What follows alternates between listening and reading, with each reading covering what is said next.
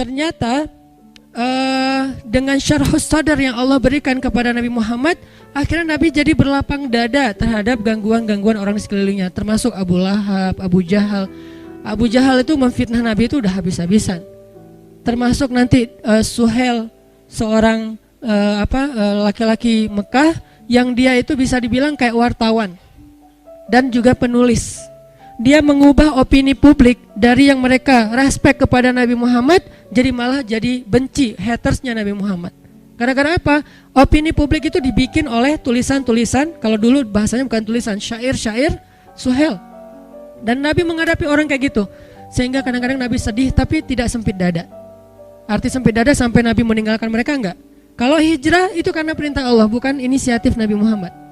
Buktinya Nabi berhijrah sampai turun perintah dari Allah, bukan kalau inisiatif mungkin Nabi udah hijrah duluan ke Habasyah, tapi tidak. Ke Habasyah itu bukan hijrah lari dari suatu kondisi, karena yang hijrah ke Habasyah itu bukan sahabat yang lemah, teman-teman. Yang hijrah ke Habasyah itu Utsman, Ja'far.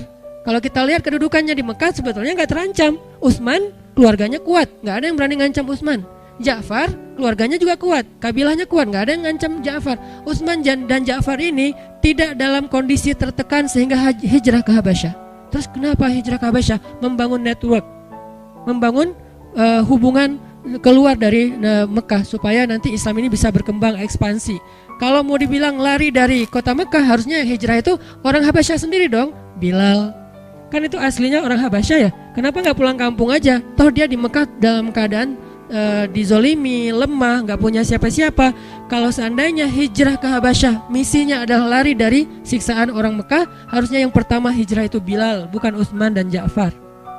Jadi Nabi tidak hijrah ke Madinah kecuali karena perintah Allah, bukan karena sempit dadanya. Jadi ketika Nabi dibedah 2 kali, akhirnya dada Nabi itu muat untuk kesalahan-kesalahan orang yang menzolimi beliau, yang ngerecokin beliau, sedangkan beliau tidak merasa berat dengan hal itu. Justru apa yang membuat Nabi berat, teman-teman? Ini nih kerennya Nabi nih. Apa yang membuat Nabi berat dan sampai-sampai kayak sakit gitu Nabi teh? Apa? Nabi kasihan sama mereka. Bukan Nabi sebel sama mereka. Kalau kita kan beratnya gara-gara sebel ya. Beratnya gara-gara ilfil, beratnya gara-gara sakit hati. Kalau Nabi beratnya di dada beliau itu karena kasihan sama mereka. Ada seorang laki-laki Yahudi meninggal, jenazahnya diarak gitu, ditandu mau dikuburin, Nabi nangis. Kenapa? Kasihan, dia belum sempat beriman tapi sudah meninggal, sehingga nasibnya nanti di akhirat dalam keadaan terancam. Nabi sedih atas dia, bukan sedih atas diri sendiri. Sehingga ayatnya di dalam surat Al-Kahfi itu saya lupa di halaman kedua, hampir-hampir kamu mencelakai dirimu sendiri gara-gara mereka tidak beriman. Ada yang ingat ayatnya? Gimana? Nah, wala'allaka bakhi'un nafsak ala atharihim illam yu'minu bihadzal hadithi asafa. Hampir-hampir kamu mencelakakan diri kamu sendiri gara-gara mereka tidak beriman terhadap risalah yang kamu bawa. Barakallahu fiik. Ini artinya teman-teman, dada Nabi itu terasa berat bukan karena kejahatan orang kepada beliau, tapi justru karena kebaikan beliau ke orang lain. Kayak kita punya teman, kita sedih untuk dia. Orang nanya, kamu kenapa sih kok kalau ketemu dia kamu kayak kerung gitu, kok nggak bisa senyum? Kamu sebel ya sama dia, kata gara-gara sikap dia yang dulu, gara-gara dia nikung kamu misalnya. Ternyata bukan, justru kita sedih. Kenapa? Soalnya dia hampir cerai sama istrinya. Jadi kita sedih, kan orang baik banget ya, ditikung, terus orang yang nikung ini hampir cerai, dia sedih. Jangan dong, jangan cerai dong, kamu pertahankan. Kan dia itu amanah dari Allah, anugerah. Banyak dulu loh orang ngejar-ngejar dia, terus kamu dapat, kamu pertahankan, jangan cerai ya. Kita gak bilang, udah cerain aja, emang kalian gak cocok dari awal juga, terus kita tungguin. Enggak kayak gitu, kan Nabi gitu banget ya. Nabi senang kepada siapa sahabatnya? Zainab bintu Jahsy. Tapi Allah mentakdirkan Zainab nikahnya sama Zaid bin Harithah, malah anak angkatnya Nabi. Sehingga Nabi pas disuruh ngelamar Zainab buat Zaid, ya ngelamar sih ya gitulah, pokoknya ngelamar aja ya. Tapi setelah itu Nabi ngerasa, oh ya udah berarti takdirnya buat Zaid. Nah setahun kemudian Zaid datang kepada Nabi minta nasihat karena mau menceraikan Zainab. Allah kasih bocoran, nanti kalau Zaid datang, dia minta nasihat tentang istrinya, bilang ceraikan istrimu. Itu Allah yang ngasih ilham. Pas Zaid datang Nabi bilang apa? Amsik zaujatak, tahan istri kamu, jangan diceraikan. Coba kurang baik apa Nabi coba? Allah udah ngerestuin, suruh cerai aja nggak apa-apa, nanti habis itu kamu nikahin Zainab. Kan Nabi sama Zainab udah serak dari awal juga, karena Zainab ini perempuan yang soleha, baik. Sehingga Nabi siapa sih yang nggak tertarik dengan seorang perempuan yang hebat gitu. Sekedar respect, sekedar takjub gitu. Ya Nabi punya perasaan respect kepada Zainab. Tapi Nabi tidak mengikuti perasaannya kalau tidak karena perintah Allah. Nah tiba-tiba nikah sama Zaid, anak angkat Nabi. Ya udah jadian sama Zaid, nggak diingat-ingat lagi. Setahun kemudian Zaid datang, Rasul, kayaknya saya nggak cocok sama Zainab. Gimana kalau saya menceraikan, boleh nggak ya Rasul? Kata Allah sebelum Zaid datang, nanti kalau dia tanya gitu bilang ceraiin aja ya.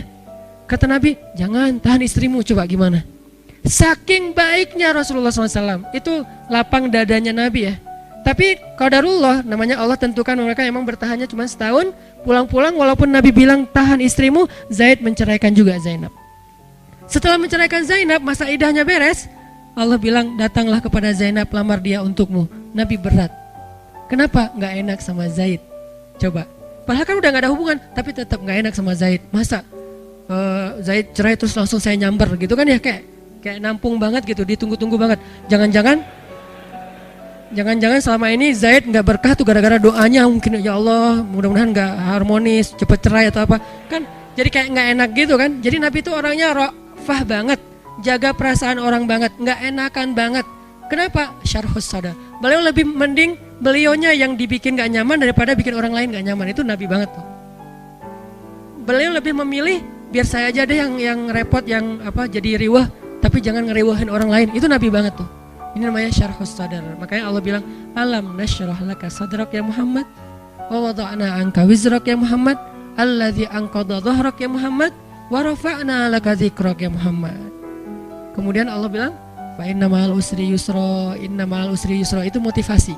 Udah tenang aja di balik kesulitan, bersama kesulitan ada kemudahan, bersama kesulitan ada. Artinya itu satu paket, gak usah dipisahin. Gak ada kesulitan, gak ada. Yang ada kesulitan, kemudahan, satu paket. Ma'iyah, kebersamaan, gak bisa dipisahin. Bukan setelah kesulitan, kemudahan, bukan, bersama. Arti bersama memang datang berbarengan. Berbarengan Ustaz, kok saya gak ngerasain? Nah ini nih, bersama dengan kesulitan ada kemudahan, itu datangnya bersamaan teman-teman. Bukti bersamaannya apa? Kadang-kadang kalau misalnya kita lagi ada kesulitan, jadi mudah tahajud, ya kan? Jadi mudah ke masjid. Bukankah itu kemudahan? Adakah yang lebih berharga daripada Allah kasih nikmat hidayah dan ibadah, nikmat taqarrub kepada Allah, nikmat lebih dekat kepada Allah? Emangnya ada yang lebih berharga dari itu? Kita aja yang kadang-kadang gak fair, menghargai ini lebih daripada yang itu. Padahal itu lebih berharga. Allah ambil kita nikmat misalnya tadi habis diputusin, kan itu berat ya, langsung sempit dadanya. Tiba-tiba lapang dengan, ya Allah dia gitu banget sama saya. Apa yang kurang dari saya tuh udah habis-habisan loh ya Allah untuk dia, modal tuh udah habis semuanya, motor udah dijual, kos-kosan nunggak karena uang kos saya pakai buat jajan bareng dengan dia, modal banget loh ya Allah. Kan kita jadi kayak romantis gitu kan Allah. Kita kehilangan romantis dengan seseorang tapi muncul romantis dengan Allah. Bukankah fa inna ma'al usri yusra?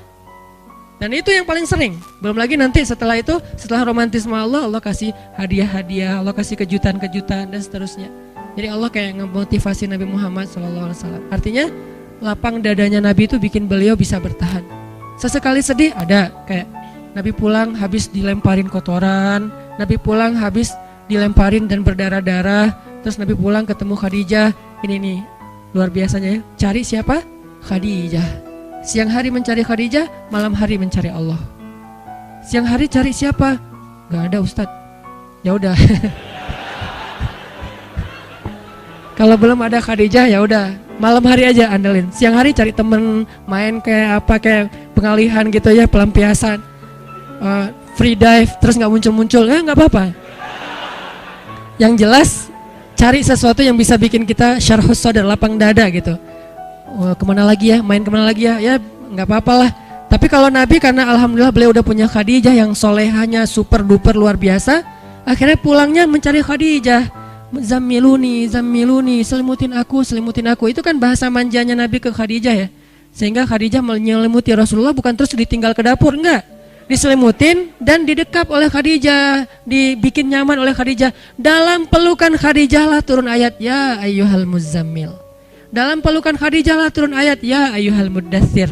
Di dalam pelukan seorang perempuan yang soleha yang luar biasa. Satu di antara 4 perempuan yang sempurna di muka bumi. Nah, baru Allah suruh bangun. Ya ayyuhal muzammil kum.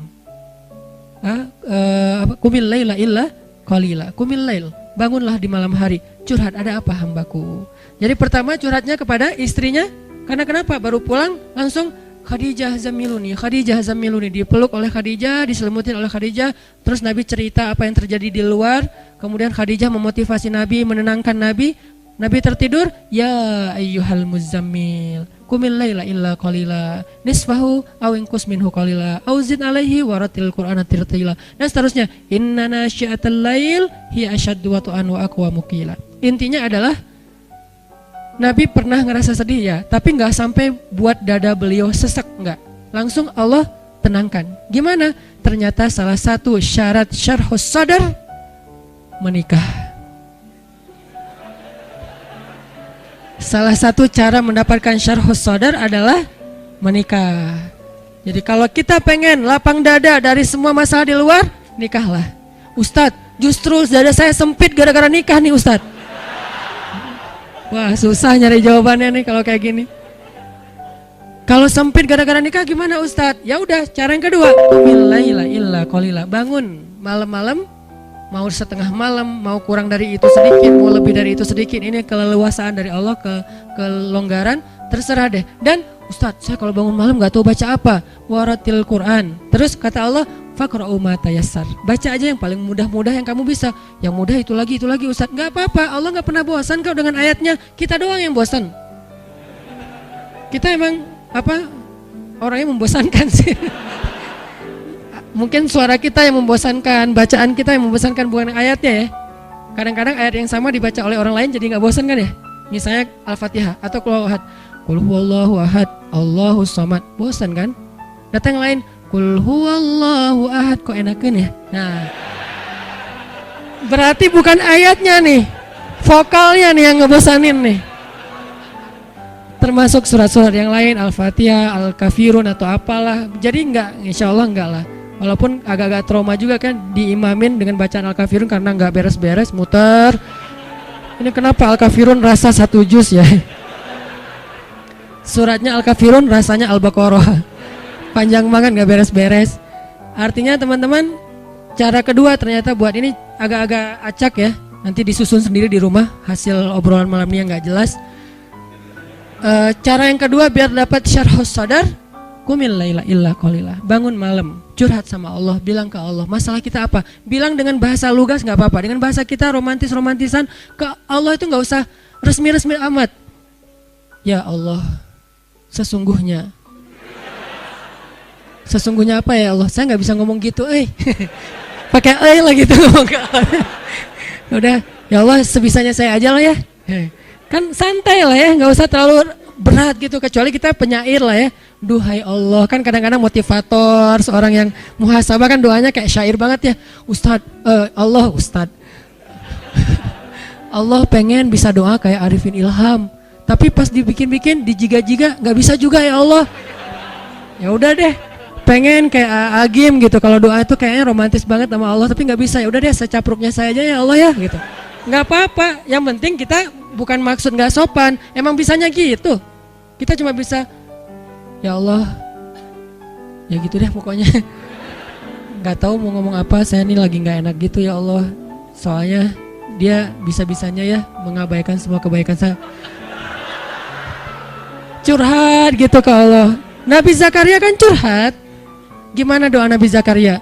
Rabbi wahanal azmu minni washta'ala ar-ra'su syaiba walam akum bidu'aika rabbi syaqiyya wa inni khiftul mawali min wara'i wa kanat imra'ati akiran. Syair juga sih ya. Nabi soalnya pinter. Akiran fahabli min ladunka waliya yarisuni wa yarisu min ali Yaqub waj'alhu rabbi radiyya. kok indah banget ya doanya. Makanya saya senang Maryam tuh, surat Maryam tuh gara-gara doanya Nabi Zakaria. Allah langsung bilang, ya Zakaria, kata Allah, wahai Zakaria. Dan itu gak usah diteriakin, ya Zakaria. Allah gak gitu ngomongnya. Ini tergantung nada khatib ya. Kadang-kadang ada khatib saking semangatnya semuanya nadanya tinggi. Ya Zakaria ini apa misalnya ya Zakaria. Gimana sih ayatnya jadi lupa. Ya saya ingat ya gitu deh. Surat yang paling sering dibaca malah lupa. Nah, artinya Allah tuh mereplay, langsung ngerespon, langsung typing doa-doa Nabi Zakaria. Jadi kalau kita pengen syarhus sadar, minta ke Allah. Terutama di sepertiga malam terakhir. Cara yang lain, pas lagi ada masa, saat itu juga doa, Rabbi syrah li sadri. Gak apa-apa segitu doang. Ustadz doanya kok dipotong karena butuhnya itu. Mau diutuhin gak masalah. Cuman kalau misalnya kita pengen diulang-ulang, Rabbi syrah li sadri. Istri ngomel terus, Rabbi syrah li sadri. Rabbi syrah li sadri. Kamu ngapain sih komat-kamit? Rabbi syrah li sadri mah. Oh, kok doanya buat diri sendiri aja, mama enggak? Oh mama mau dong Ci. Rabbi syrah sadraha. Ya Allah lapangkan dada dia. Kamu nuduh aku sempit dada? Loh salah aku apa mah? Ya kamu emang salah dari dulu juga dari awal. Oh iya mah. Terus maunya mama apa? Ya gitu deh. Rahasia. Biasanya ada maunya tapi nggak usah dijelasin di sini, disensor. Bahaya, kasihan. Jadi teman-teman kayak tadi ada teman kita lagi ngomel, orang lagi debat di sosmed, pasangan kita lagi mungkin nggak nyaman segala macam perlakuan orang ke kita.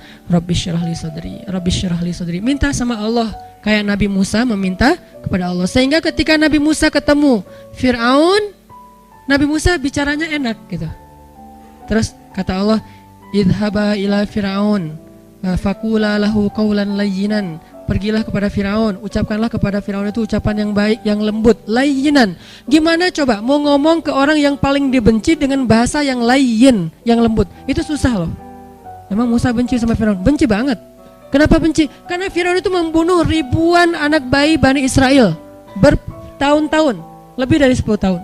Anak bayi itu baru lahir, langsung diambil, dipenggal kepalanya, dipatahin lehernya, dibenamkan di dalam padang pasir, ditaruh ke sungai Nil, dimakan sama kuda Nil. Dikasih makan untuk hewan-hewan peliharaan Firaun kayak singa, harimau, hidup-hidup loh. Dan itu di depan orang tuanya, dibakar hidup-hidup segala macam. Jahatnya Firaun itu luar biasa sehingga Musa yang merasa kaumnya selama ini dizolimin terus-terusan oleh Firaun, termasuk dia dan keluarganya, itu sangat marah kepada Firaun. Tapi kata Allah, qula lahu qawlan layyinan. Kalau kamu ketemu dia, ucapin yang lembut-lembut ya. Sehingga akhirnya Musa datang kepada Firaun, dakwahnya lembut. Sampai ketika Firaun mulai agak-agak sok debat gini, gimana menurut kamu tentang penduduk yang negeri-negeri yang sebelumnya? Musa nggak tahu karena belum pernah baca sejarah tentang penduduk negeri-negeri yang sebelumnya. Kata Musa, itu urusan Allah, saya nggak tahu kecuali apa Allah yang firmankan ke saya. Wah kamu Musa nggak bisa ini, nggak bisa itu. Firaun sombong. Musa tetap sabar, nggak langsung marah karena Musa itu aslinya sangat tegas, sangat orangnya kan nggak bisa. Beda gaya nih. Musa dan Harun tuh dua orang yang berbeda gaya, sama seperti Yahya dan Isa. Musa itu mirip Isa, Harun itu mirip Yahya. Harun itu kalau ngadapin orang lagi marah-marah didiemin dulu, terus dikasih tahu. Musa lagi marah-marah dimarahin balik. Itu Musa. Makanya Musa ketika pulang 40 hari lagi mendapatkan wahyu, ngelihat kaumnya sudah syirik, apa yang dilakukan Musa? Dia pegang jenggot kakaknya Harun, dibanting sama Musa. Tarik gini. Kenapa kamu biarkan mereka syirik? Kan saya sudah serahin mereka jadi tanggung jawab kamu. Apa kata Harun? Saudaraku, jangan engkau tarik janggutku, coba. Kan ayatnya gitu kan? Menunjukkan Musa itu orangnya tegas dan gak ada basa-basi Musa. Kalau Harun, dia menjelaskan dulu, memahamkan dulu. Beda gaya nih dan saling membantu dalam dakwah. Sehingga kadang-kadang ada ustadz yang tipenya ya strike gitu. Ada ustadz yang ya udah diolok dulu, ya udah nggak apa-apa. Ada yang kayak gitu kan ya?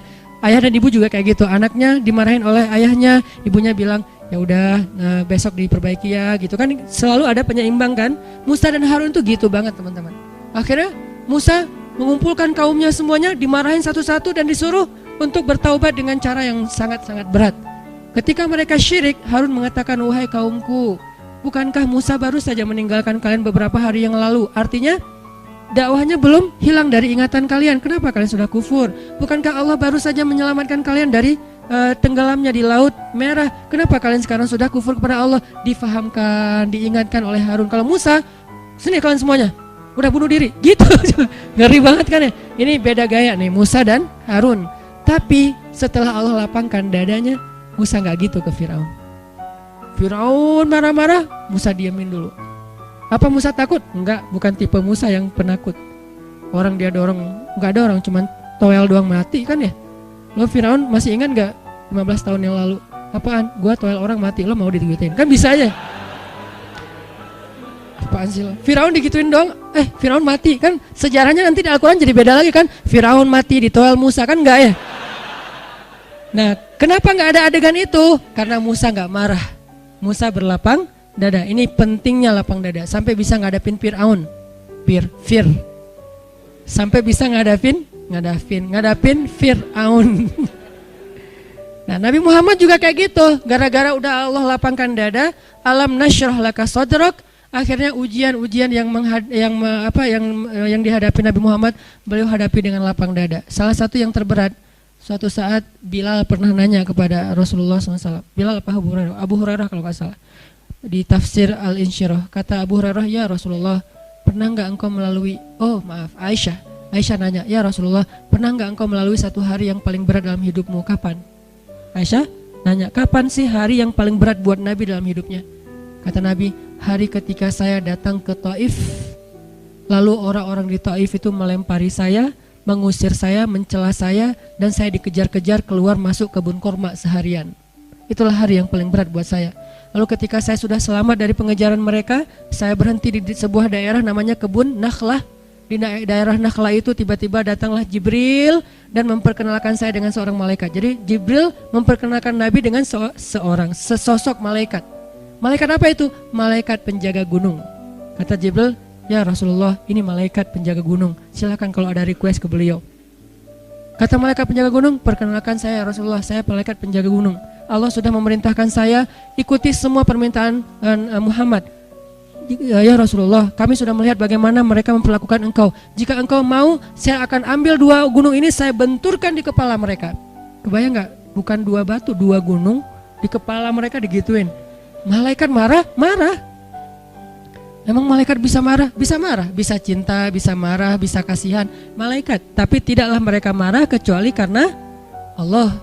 Jadi mereka nggak bermaksiat. Kalau engkau mau ya Rasul, saya ambil 2 gunung batu itu, saya benturkan sampai jadi hancur lebur di kepala mereka. Kata Rasulullah, jangan. Saya berharap kalau mereka tidak menerima nikmat hidayah ini, nanti dari tulang sulbi mereka akan muncul anak-anak yang akan menerima dan memperjuangkan hidayah ini. Kata Nabi Muhammad kepada Aisyah. Lalu kata Aisyah apa? Saya tidak pernah melihat ada orang yang lebih lapang dada daripada Rasulullah SAW. Jadi orang kalau udah dilapangin dadanya, itu tuh hasilnya.